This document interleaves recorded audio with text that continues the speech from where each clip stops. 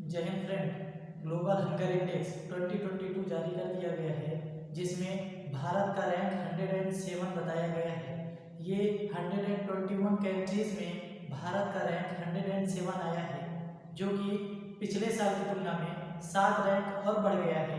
उस टाइम पे भारत का रैंक 101 था, इस टाइम भारत का रैंक 107 आया है। India has slipped 6th position with the latest Global Hunger Index report and now ranks 107 out of 121 countries. Global Hunger Index में भारत की रैंकिंग ने चिंता बढ़ा दी है. Some news just coming in. The Indian government has officially slammed the Global Hunger Index ranking, under which India was placed in the 107th rank, the second lowest in Asia. इधर 3-4 सालों से देखें तो भारत में भूखमरी की स्थिति बढ़ती जा रही है। ये ग्लोबल हंगर इंडेक्स यह बताता है कि किस देश में कितनी भूखमरी है। जिस देश की रैंक जितना ही नीचे रहेगी, उस देश में भूखमरी की स्थिति उतना ही अपर होगी। साउथ एशिया में भारत केवल अफगानिस्तान को हटा दिया जाए तो भारत की स्थिति सबसे खराब है, क्योंकि अफगानिस्तान की स्थिति 109 है और भारत की स्थिति 107 बताया गया। मेरा दिमाग खराब हो गया। यहाँ तक कि पाकिस्तान, श्रीलंका, बांग्लादेश जैसे देश भी भारत से बहुत अच्छी कंडीशन पे हैं, वो 100 रैंक के अंदर आ रहे हैं। आखिर ऐसा क्या है कि भारत में भूखमरी की स्थिति इस तरीके से बढ़ती जा रही है? इन चीज़ों को हम लोग आगे की वीडियो में देखेंगे, लेकिन उससे पहले हम ये समझते हैं कि ये ग्लोबल हंगर इंडेक्स जो जारी की जाती है, ये किसके द्वारा जारी की जाती है और ये किस पैमाने को मान करके जारी की जाती है। ये ग्लोबल हंगर जो इंडेक्स है, इस इंडेक्स को आयरलैंड की कॉन्सर्न वर्ल्डवाइड और जर्मनी की वेल्ड हंगर इंडेक्स इनको जारी करती है। अब हम समझते हैं कि इस इंडेक्स को किन किन पैमानों पर जा करके, किन किन पैमानों को माप करके जारी किया जाता है। तो हम देखेंगे कि ये इंडेक्स 4 चीज़ों को ध्यान में रख के जारी की जाती है। वो 4 चीज़ क्या है? तो पहली चीज़ इसमें जारी की जाती है कि उम्र के साथ व्यक्ति का वजन कितना है, उम्र के साथ व्यक्ति की लंबाई कितनी है और लंबाई के साथ व्यक्ति का वजन कितना है, और जो चौथा पॉइंट है 5 साल के बच्चे की डेथ रेट कितना ज़्यादा है।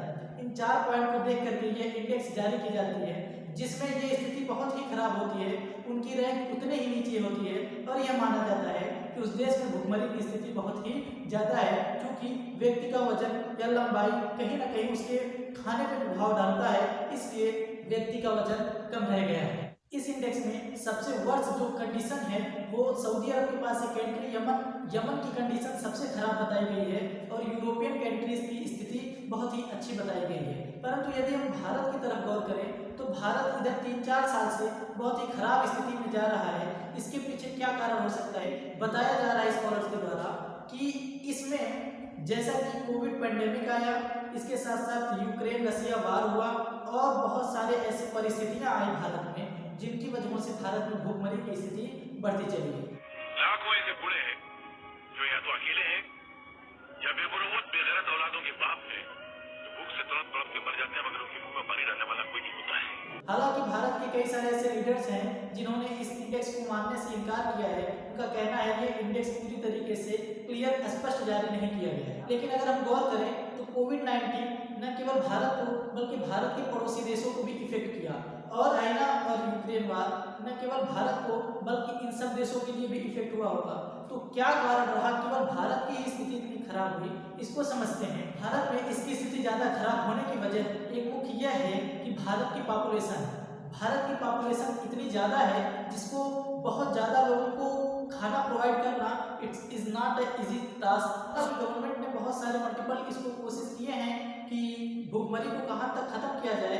सरकार ने इसके लिए बहुत से कदम उठाए भी हैं, जैसे सरकार का मिड डे मील प्लान हो या फिर पब्लिक डिस्ट्रीब्यूशन सिस्टम हो, जिसके द्वारा व्यक्ति को राशन बहुत ही सस्ती कीमत पर दी जाती है। और इसके अलावा सरकार ने बहुत सारे ऐसे स्कीम निकाले हैं, चाहे वो पोषण अभियान हो या फिर कोई और हो, जिसके द्वारा व्यक्ति को खाना पहुँचाया जा सकता है इजली।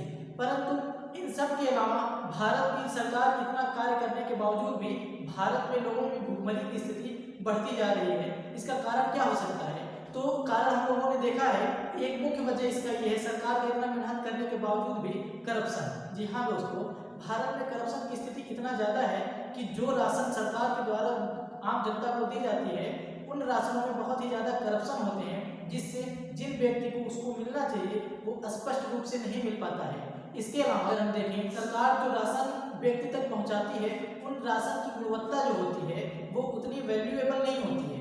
वो कहीं ना कहीं सेकेंड या थर्ड कंडीशन की होती है, जो गेहूँ चावल जैसी चीज़ों को सरकार के द्वारा दिया जाता है। और इसके साथ साथ अगर हम देखें तो भारत की पॉपुलेशन इतनी ज़्यादा हो गई है कि कहीं ना कहीं इतने लोगों को प्रोडक्शन में दे पाना एक बड़ा चैलेंज बन गया है। सरकार के पास जो इकोनॉमिकल पावर है, उस पावर की कंपेरेटिव जनसंख्या बहुत ज़्यादा है, जिसके नाते सरकार वहाँ तक की खाना को पहुँचाने में उतना अच्छा काम नहीं कर पा रही है जितना कि यूरोपियन कंट्रीज अपने देशों के लिए कर पा रही है। सरकार को दाल को पब्लिक डिस्ट्रीब्यूशन सिस्टम में शामिल करना चाहिए, जिससे व्यक्ति को एक अच्छा खासा न्यूट्रिशन मिलता है और वो भूखमरी से बच सकता है। पब्लिक डिस्ट्रीब्यूशन सिस्टम में गेहूँ, चावल, चीनी और मिट्टी के तेल जैसे सिस्टम को शामिल किया गया है, परंतु इसमें दाल को शामिल नहीं किया गया है। तो सरकार को पब्लिक डिस्ट्रीब्यूशन सिस्टम में दाल को भी शामिल करना चाहिए और सरकार को इन सब के अलावा ये प्रत्यक्ष रूप से ध्यान देना चाहिए कि जो भी मुहैया सरकार के द्वारा सामान कराई जा रही है उसमें करप्शन कम से कम हो। आपकी क्या राय है कि किस तरीके से भारत में भुखमरी को और कम किया जा सकता है? कमेंट बॉक्स में जरूर